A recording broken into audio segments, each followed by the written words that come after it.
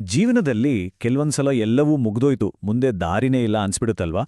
ಅಂಥ ಟೈಮ್ನಲ್ಲಿ ನಾವು ಮತ್ತೆ ಪುಟಿದೇಳೋದು ಹೇಗೆ? ಡಾಕ್ಟರ್ ಪರಮೇಶ್ವರ ಅವರ ಅನುಭವದ ಮಾತುಗಳು ನಮಗೆ ದಾರಿ ತೋರಿಸ್ಬೋದು. ಬನ್ನಿ, ಅವರ ಜೀವನದ ಪಾಠಗಳಿಂದ ಒಂದೆಷ್ಟು ಸ್ಫೂರ್ತಿ ಪಡ್ಕೊಳ್ಳೋಣ. ಈ ಪ್ರಶ್ನೆ ಇದು ನಮ್ಮೆಲ್ಲರ ಮನಸ್ಸನ್ನ ಒಂದಲ್ಲ ಒಂದು ಸಲ ತಟ್ಟೇ ಇರುತ್ತೆ, ಹೌದಲ್ವಾ? ಜೀವನದಲ್ಲಿ ನಾವೆಲ್ಲರೂ ಈ ತರಹದ ಭಾವನೆಗೆ ಸಿಲುಕ್ತೇವೆ. ಆದರೆ ಒಂದು ವಿಷಯ ನೆನ್ಪಿಟ್ಕೋಬೇಕು, ಯಾವುದೂ ಶಾಶ್ವತ ಅಲ್ಲ. ಇಲ್ಲಿ ಮುಖ್ಯವಾಗೋದು ನಮ್ಮ ಪ್ರತಿಕ್ರಿಯೆ ಅಷ್ಟೆ. ನೋಡಿ, ಈ ಒಂದೇ ಒಂದು ವಾಕ್ಯದಲ್ಲಿ ಎಷ್ಟೊಂದು ಅರ್ಥ ಅಡಗಿದೆ. ಪವರ್ ಇರೋದು ನಮ್ಮ ಸುತ್ತಮುತ್ತ ನಡೆಯೋ ಘಟನೆಗಳಲ್ಲಿ ಅಲ್ಲ, ಬದಲಿಗೆ ಆ ಘಟನೆಗಳಿಗೆ ನಾವು ಹೇಗೆ ರಿಯಾಕ್ಟ್ ಮಾಡ್ತೀವಿ ಅನ್ನೋದ್ರಲ್ಲಿದೆ. ಅಂದ್ರೆ ನಮ್ಮ ಜೀವನದ ಸ್ಟೇರಿಂಗ್ ನಮ್ಮ ಕೈಯಲ್ಲೇ ಇದೆ. ಸರಿ, ಹಾಗಾದ್ರೆ ನಮ್ಮ ಮೊದಲ ಹೆಜ್ಜೆ ಇಡೋಣ. ಯಾರಾದ್ರೂ ನಮ್ಮನ್ನ ಅವಮಾನಿಸಿದಾಗ ಅಥವಾ ನೆಗೆಟಿವ್ ಆಗಿ ಮಾತಾಡಿದಾಗ ನಮ್ಮ ರಿಯಾಕ್ಷನ್ ಹೇಗಿರ್ಬೇಕು? ಆ ಕೋಪವನ್ನ ಶಾಂತಿಯಾಗಿ ಹೇಗೆ ಬದಲಾಯಿಸೋದು? ಬನ್ನಿ ನೋಡೋಣ. ಡಾಕ್ಟರ್ ಪರಮೇಶ್ವರ ಅವರ ಸ್ವಂತ ಅನುಭವವೇ ನಮಗೆಲ್ಲ ಒಂದು ದೊಡ್ಡ ಪಾಠ. ಅವರೇ ಹೇಳ್ತಾರೆ, ಮೊದಲೆಲ್ಲ ಯಾರಾದ್ರೂ ಅವಮಾನ ಮಾಡಿದ್ರೆ ಸಾಕು, ತಕ್ಷಣ ಕೋಪ ಬಂದ್ಬಿಡ್ತಿತ್ತು ಅಂತ. ಆದರೆ ಪುಸ್ತಕಗಳನ್ನ ಓದಿದ್ರಿಂದ, ಒಳ್ಳೆ ಜನರ ಜೊತೆಗಿದ್ದಿದ್ರಿಂದ ರಿಯಾಕ್ಟ್ ಮಾಡೋದನ್ನೇ ನಿಲ್ಲಿಸ್ಬಿಟ್ರಂತೆ. ಸುಮ್ಮನಿರೋದನ್ನ ಕಲ್ತಿರು. ಇದರ ರಿಸಲ್ಟ್ ಏನಾಯ್ತು ಗೊತ್ತಾ? ಮನಸ್ಸಿಗೆ ಸಖತ್ ನೆಮ್ಮದಿ ಸಿಕ್ತು. ಓಕೆ, ನಮ್ಮ ರಿಯಾಕ್ಷನ್ ಕಂಟ್ರೋಲ್ ಮಾಡೋದು ಫಸ್ಟ್ ಸ್ಟೆಪ್. ಈಗ ಎರಡನೇ ಮುಖ್ಯವಾದ ವಿಷಯಕ್ಕೆ ಬರೋಣ. ಗೆಲ್ಲೋ ಮೈಂಡ್ಸೆಟ್. ಸೋಲನ್ನ ಮೆಟ್ಟಿ ನಿಲ್ಲೋಕೆ ಮತ್ತು ಯಶಸ್ಸನ್ನ ನಮ್ಮ ಕಡೆಗೆ ಸೆಳೆಯೋಕೆ ನಮ್ಮ ಮನಸ್ಥಿತಿ ಹೇಗೆ ಹೆಲ್ಪ್ ಮಾಡುತ್ತೆ ಚರ್ಚೆ ಮಾಡೋಣ. ವಾಹ್, ಎಂಥ ಮಾತು ಅಲ್ವಾ? ಇದು ಕಟು ಸತ್ಯ. ಯಶಸ್ಸು ಬಂದಾಗ ಸಾವಿರಾರು ಜನ ಬಂದು ನಮ್ಮವರು ಅಂತಾರೆ. ಆದರೆ ಸೋತಾಗ ಕೂಡ ನಿಲ್ಲೋರು ಕೆಲವರು. ಅವರೇ ನೋಡಿ ನಮ್ಮ ನಿಜವಾದ ಆಸ್ತಿ. ಈ ಸತ್ಯವನ್ನ ಅರ್ಥ ಮಾಡ್ಕೊಳ್ಳೋದು ತುಂಬಾನೇ ಮುಖ್ಯ. ಯಶಸ್ಸು ಅಂದ್ರೆ ಬರೀ ಲಕ್ ಅಲ್ಲ, ಅದಕ್ಕೊಂದು ಫಾರ್ಮ್ಯುಲಾ ಇದೆ. ಹೌದು, ಸ್ವಲ್ಪ ಲಕ್ ಬೇಕು, ಒಪ್ಕೊಳ್ಳೋಣ. ಆದ್ರೆ ಅದರ ಜೊತೆ ಒಂದು ಕ್ಲಿಯರ್ ಆದ ಗುರಿ ಇರಬೇಕು. ಅದಕ್ಕೋಸ್ಕರ ಹಗಲು ರಾತ್ರಿ ಕಷ್ಟಪಡಬೇಕು. ಮಾಡೋ ಕೆಲ್ಸದಲ್ಲಿ ಒಂದು ಪ್ಯಾಷನ್ ಇರಬೇಕು.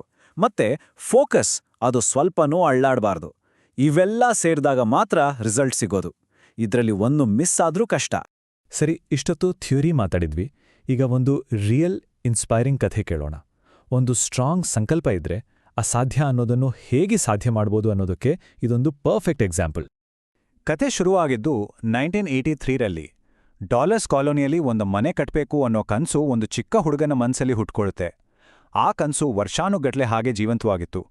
2000ನೇ ಇಸ್ವಿಯಿಂದ ಆ ಕನ್ಸನ್ನ ಬೆನ್ನಟ್ಟೋಕ್ ಶುರು ಮಾಡಿ ಕೊನೆಗೂ 2011ರಲ್ಲಿ ಅದನ್ನ ಸಾಧಿಸೇ ಬಿಡ್ತಾರೆ. ಅಂದ್ರೆ ಸುಮಾರು 30 ವರ್ಷಗಳ ಸಂಕಲ್ಪದ ಕಥೆ ಇದು. ಇಲ್ಲಿರೋ ಅತಿ ದೊಡ್ಡ ಸರ್ಪ್ರೈಸಿಂಗ್ ಗೊತ್ತಾ? 4.5 ಕೋಟಿ ರೂಪಾಯಿ ಬೆಲೆ ಬಾಳೋ ಆ ಮನೆ ಖರೀದಿ ಮಾಡುವಾಗ ಅವರ ಜೇಬು ಖಾಲಿ ಇತ್ತು. ಇದೇ ನೋಡಿ, ದೊಡ್ಡದಾಗಿ ಯೋಚಿಸು ಅನ್ನೋದ್ರ ಪವರ್. ನಮ್ಮ ಸಂಕಲ್ಪ ಸ್ಟ್ರಾಂಗ್ ಆಗಿದ್ರೆ ದಾರಿಗಳು ತಾವಾಗಿಯೇ ಓಪನ್ ಆಗತ್ತೆ. ಈ ಸಾಧನೆ ಎಷ್ಟು ದೊಡ್ಡದು ಅಂತ ಅರ್ಥ ಮಾಡ್ಕೋಬೇಕಾ? ಈ ನಂಬರ್ಸ್ ನೋಡಿ. 1983ರಲ್ಲಿ ಅದರ ಬೆಲೆ ಇದ್ದಿದ್ದು ಬರೀ 3.25 ಲಕ್ಷ. ಇವತ್ತು ಅದರ ಮೌಲ್ಯ ಸುಮಾರು 20 ಕೋಟಿ ರೂಪಾಯಿ. ಇದು ಒಂದು ದೀರ್ಘಕಾಲದ ಶಕ್ತಿಯುತ ಸಂಕಲ್ಪಕ್ಕೆ ಸಿಕ್ಕ ಪ್ರತಿಫಲ. ಸರಿ, ನಮ್ಮ ಮೈಂಡ್ ಸೆಟ್, ನಮ್ಮ ಸಂಕಲ್ಪ, ಇದ್ರ ಬಗ್ಗೆ ಮಾತಾಡ್ವಿ. ಆದ್ರೆ ನಾವು ಒಬ್ಬರೇ ಏನಾದ್ರೂ ಸಾಧಿಸಕ್ಕಾಗತ್ತಾ? ಖಂಡಿತ ಇಲ್ಲ. ನಮ್ಮ ಸಕ್ಸಸ್ನಲ್ಲಿ ನಮ್ಮ ಸಂಬಂಧಗಳ ಪಾತ್ರ ಎಷ್ಟು ದೊಡ್ಡದು ಅಂತ ಈಗ ನೋಡೋಣ. ಈ ಮಾತು ಎಷ್ಟು ನಿಜ ಅಲ್ವಾ?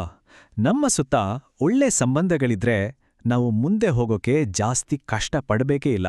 ನಮ್ಮನ್ನ ಇಷ್ಟಪಡೋರೆ ನಮ್ಮನ್ನ ಮುಂದೆ ತಳ್ತಾರೆ. ಫ್ಯಾಮಿಲಿ, ಫ್ರೆಂಡ್ಸ್, ಸಮಾಜ, ಇವರ ಸಪೋರ್ಟ್ ಇದೆಯಲ್ಲ, ಅದೇ ನಮ್ಮನ್ನ ಯಶಸ್ಸಿನ ಕಡೆಗೆ ಕರ್ಕೊಂಡು ಹೋಗೋ ನಿಜವಾದ ಶಕ್ತಿ.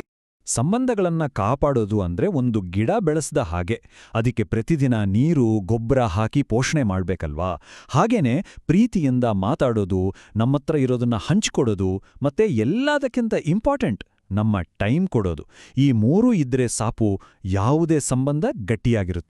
ಈಗ ನಾವು ಕೊನೆಯ ಮತ್ತು ಬಹುಶಃ ಅತಿ ಮುಖ್ಯವಾದ ಭಾಗಕ್ಕೆ ಬಂದಿದ್ದೀವಿ. ಯಶಸ್ಸು ಅಂದ್ರೆ ನಿಜವಾಗ್ಲೂ ಏನು? ದುಡ್ಡು ಮಾಡೋದಷ್ಟೇನಾ ಯಶಸ್ಸು? ಅಥವಾ ಅದನ್ನೂ ಮೀರಿದೇನಾದ್ರೂ ಇದ್ಯಾ? ಬನ್ನಿ, ಈ ವ್ಯತ್ಯಾಸವನ್ನ ಅರ್ಥ ಮಾಡ್ಕೊಳ್ಳೋಣ. ನೋಡಿ, ದುಡ್ಡು ಮಾಡೋದು ಸಕ್ಸಸ್ ಇರ್ಬೋದು, ಆದ್ರೆ ಸಾಧನೆ ಅನ್ನೋದು ಬೇರೆ. ನಾವು ಈ ಜಗತ್ತಿಗೆ, ಈ ಸಮಾಜಕ್ಕೆ ಏನು ಕೊಟ್ಟಿವಿ ಅನ್ನೋದೇ ಸಾಧನೆ.